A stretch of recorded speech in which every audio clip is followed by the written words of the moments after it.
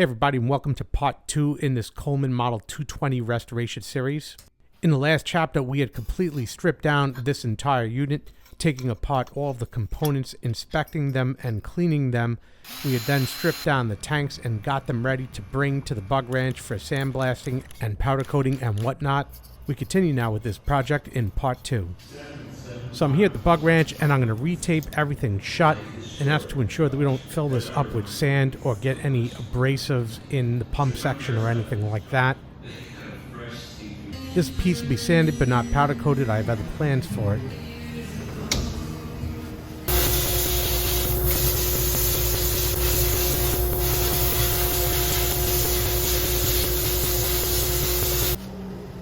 This looks good. It'll be coming home as is.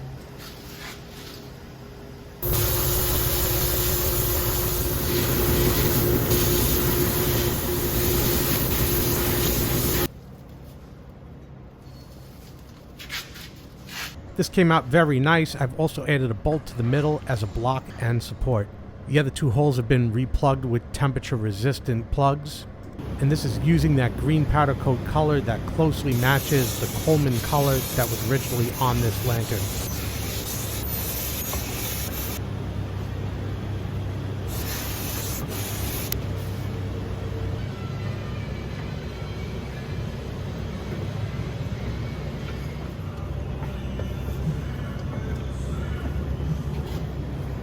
And that's it. We'll let it cool down and inspect it.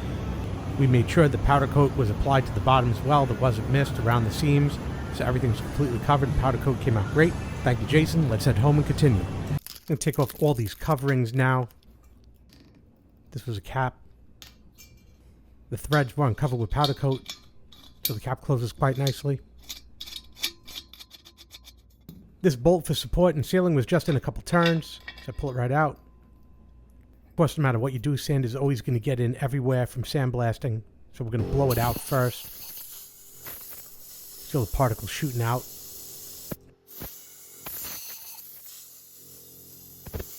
The pump side was then cleaned out with carb cleaner, and this has been filled up white gas. We're going to shake it around a bit. And then I'll pour it back into my can through a coffee filter, and we'll have a look. Some residual sand has been removed. Seems good, so we can continue. Close that cap now. Going to re-oil the leather of the pump, as well as the inside of the unit itself. Slide the pump all the way in, and then I'm going to remove it. Make sure everything seats correctly, and then apply more oil once more. This time we'll seat it all the way down, so the oil is facing up. Insert the retainer clip and lock it into position. Do a quick test of the pump here with my finger covering the top hole, and it's good. Continuing with reassembly, this spring will seat like so. There's a small hole which this needle seats through. I could depress it, we seat out the other end. It's now ready to be screwed back into the main valve assembly. Screw it in by hand till it's fully seated. Then it gets a gentle snug with a wrench. This whole unit is now dropped into the tank. It's pipe thread, so it gets tighter as you turn it. So I'm going to turn it by hand as it's still easy to turn with no problem at all. Once I start feeling resistance, I'm going to give it just another turn or two. Then we'll move to the vise. Clamped in the soft jaws of a vise, it'll be secured. There it'll be tightened another further revolution and stopping at an exact location that I will show once I pull it from the vise, and that is centered between the fuel cap and the valve where they're closer to each other, pointed just like this. The cleaning knob's then turned to its side. I had washed and waxed this metal sleeve. It cleaned up decent enough. It goes over the valve side first, then it's bent as an oval to fit over the cleaning knob, and then flex it back to a round shape again. At this point, the fuel knob can be placed back on, followed by this disc and the screw. The knob is set to 12 o'clock and then the screw is tightened down. We'll give the knob a test, turn it, and then close it back to 12 o'clock. This piece was also sandblasted at the bug wrench. I'm hitting it now with top cleaner to remove any oils. And now it's going into a 4:1 muriatic acid mixture. This will remove any oils as well as any of the embedded sand that might be in there. It'll dissolve it. And that's important. Before we do this, we have to have good prep. I pull it out of here after a minute or so and put it in demineralized water. Let it sit here for a minute. Now it'll go into my nickel acetate solution. I'll set it up here on this side. My terminal to it, and we'll kick things off.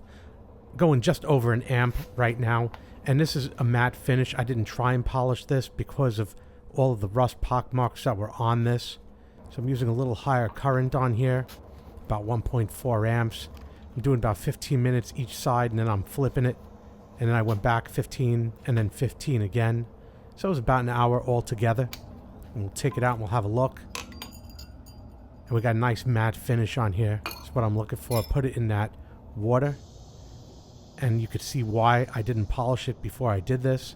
Because it would have looked terrible with all the rust pock marks on there. But a matte finish looks nice. And now we have a nickel plate on here. I'm at the bug wrench now. We're going to be working on the top portion today. Only working on sections with a new type of paint. We can see this section down here, and on the bottom here, a lot of corrosion is eating away at the plating. We're going to be taking care of that.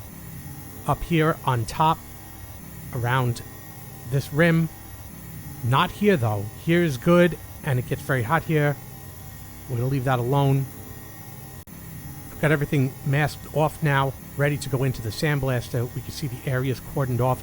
Some of this is actual testing too. I want to see a comparison, how it stands up. That's why I've only done a section of that piece over here. Getting this way up top, but not the center areas. So now I'll just strip the non-masked off areas. We'll have a look. And here's how it came out after the blasting process. Very nice. This will give a good foundation for the paint to adhere to. And this is what we use in VHT, good for over 1,000 degrees Celsius. And that should cover the heat that comes out of the actual mantles, which we're not going near. It should lose temperature after it leaves the mantles, so we shouldn't be exceeding that heat on the areas we're actually painting. And there's a process for this.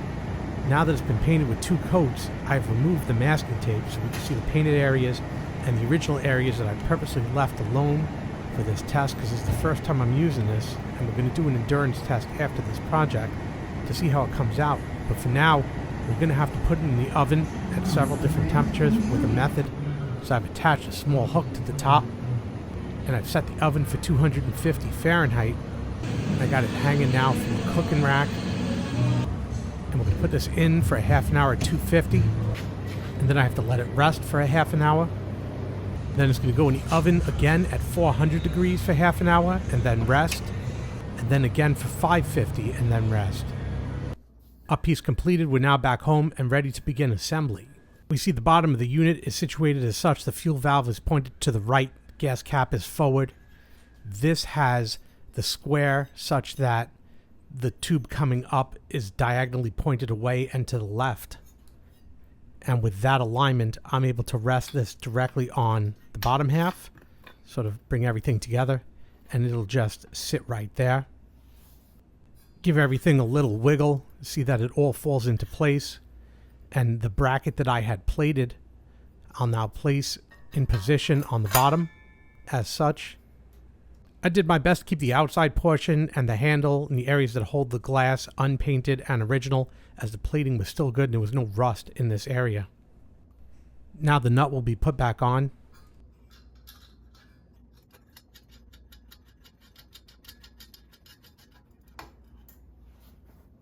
It'll then be snugged down with a 1/2 inch.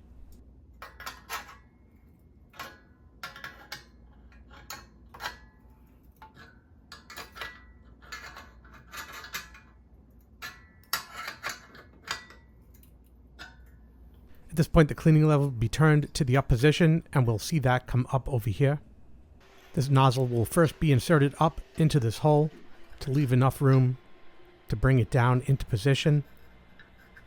Through this hole, this 90-degree fitting, and then drop down, and then drop the nut and turn and tighten.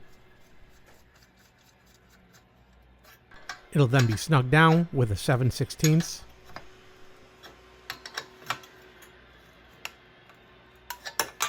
Lever's then tested to make sure there's no binding and is functioning properly. I'm not a fan of these starters, but it was on here, so I'm going to reinstall it. This one has no flint in it, so I'm going to open it up and put a piece of flint in. So I'm dropping a piece of flint in the starter. Make sure it's all the way down. And now I'll close the unit back up. And it does throw a spark, not very strong. Reinstalling it now, I get a feeling that some of these parts are not original. Like this bolt and this washer seem too big. I got a feeling this is going to come out before the installation's over. But for now, I'm going to test it out. It does come all the way up and down in the travel to ignite it closer to the mantle. And I'll tighten it down.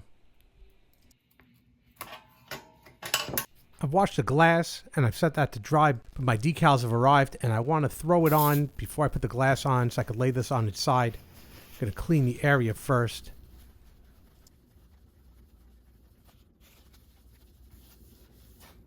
Picked up the period correct decal for this model year.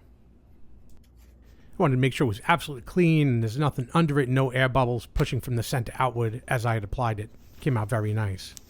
Now standing upright, I got a brand new set of number 21 mantles. These are the string type, not the ones with the metal clip, so it's a little finicky to put on. I put a double knot on each one of these. Then clip off the extra string with a scissor. Do the same on the other side. Then we'll take it outside in the fresh air and burn both mantles and reduce it to the resulting ash. As they burn down, the shape of the bags don't look very good, but in actuality, the first time it gets lit, it will actually improve. I'll just let this burn out outside. Later I'll come back and I'll start adding fuel. I'm actually going to be adding enough fuel to do the test for the next video, which is to see how well that paint lasts after many uses of the lamp. So I'm going to add quite a bit.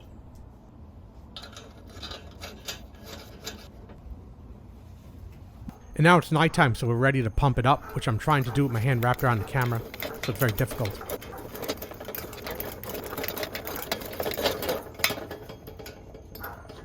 Here we go. Here's the first run with a mild wind outside.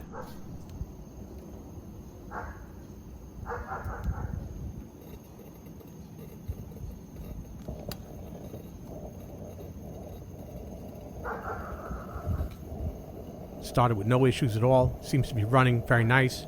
I'll give it a second to regulate.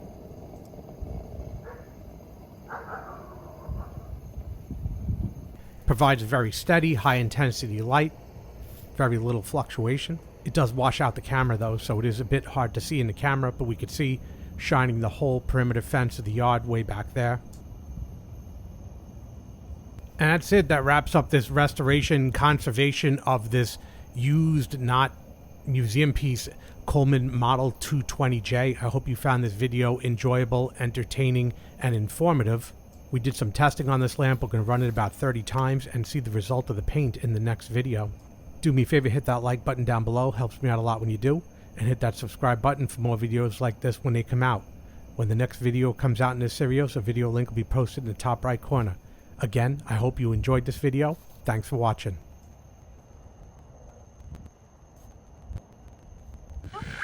Thanks for watching. Would you like to reply?